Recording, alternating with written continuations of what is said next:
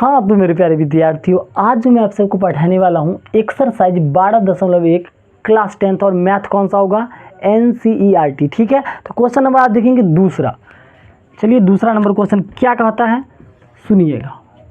ठीक है, मैथ कौन सा है, NCERT। ठीक, सुनिएगा। कहता दो वृत्त की त्रिज्याएं क्रमशः 8 सेंटीमीटर और 6 सेंटीमीटर है। उस वृत्त की त्रिज्या ज्ञात करें जिसका क्षेत्रफल इन वृत्तों के क्षेत्रफल के योग के बराबर है। ठीक है, अब सुनिए। कहता दो वृत्त है, मान लीजिए ये कोई वृत्त है।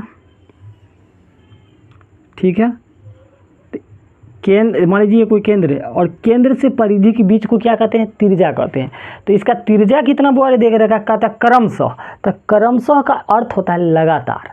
तो पहला 8 सेंटीमीटर है। ठीक है, और कहता दोनों का योग, दूसरा का ये है 6 सेंटीमीटर।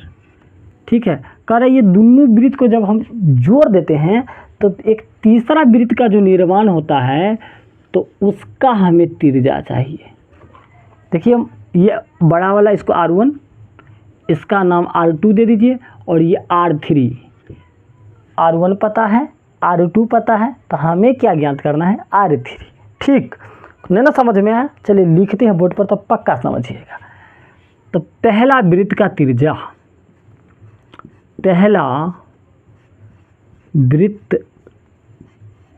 का त्रिज्या, तो देखिए पहला वृत्त की त्रिज्या के किससे दर्शाए, R1 से। तो R1 कितना है बुआड़े, 8 सेंटीमीटर।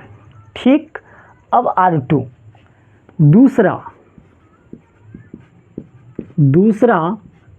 वृत्त का त्रिज्या,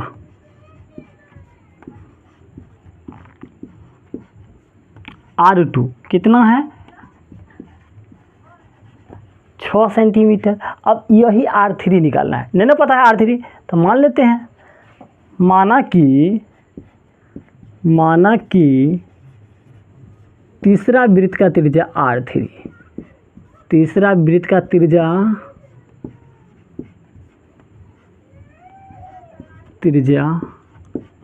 R3 मान लिए। क्या मान लिए, R3। अब क्वेश्चन फिर से सुनिएगा। कहता उस वृत्त का त्रिज्या ज्ञात करे, यानी इसका त्रिज्या ज्ञात करना है जिसका क्षेत्रफल इन दोनों वृत्त के क्षेत्रफल के योग के बराबर है।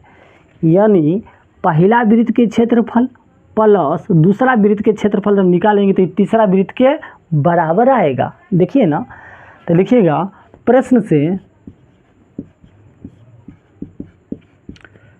पहला वृत्त का क्षेत्रफल,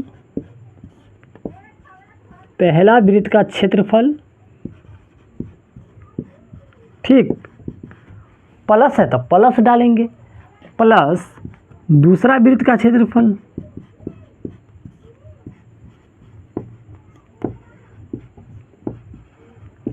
अब बराबर तीसरा वृत्त के क्षेत्रफल। तीसरा वृत्त का क्षेत्रफल।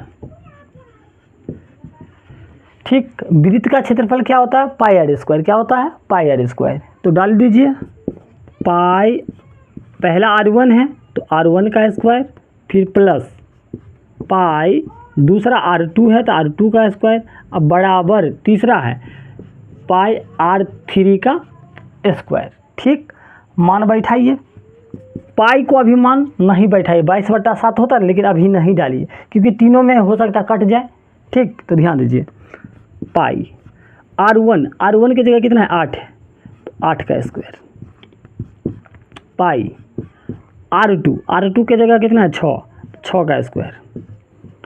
पाई, ये तो R3 का मान निकालना ही, ये तो पता ही नहीं है। 8 का स्क्वायर कितना होता है, 64, तो 64 पाई हो गया। पाई 6 का स्क्वायर 36, और ये कितना हो गया, 36 पाई हो गया।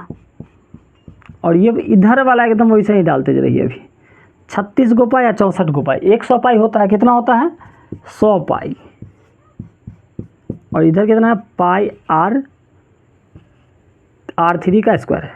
तो देखिए पाई से पाई कट गया, तो R3 का स्क्वायर है 100। इतना में कोई दिक्कत नहीं। अब इधर से स्क्वायर हटेगा तो इधर क्या जाएगा, रूट। स्क्वायर हटेगा तो क्या चाहेगा, रूट। स्क्वायर हटा दिए और रूट चढ़ा दिए। अब आप लोग बताइएगा 100 किसका स्क्वायर होता है, तो आप लोग कहिएगा 10 का। तो R3 इसका मतलब 10 आया। तो ये R3 यानी तीसर का त्रिज्या क्या आया, 10 आया। ठीक है, अच्छा लग गया तो चैनल को सब्सक्राइब कर लीजिए। जल्द मिलते हैं अगला वीडियो में।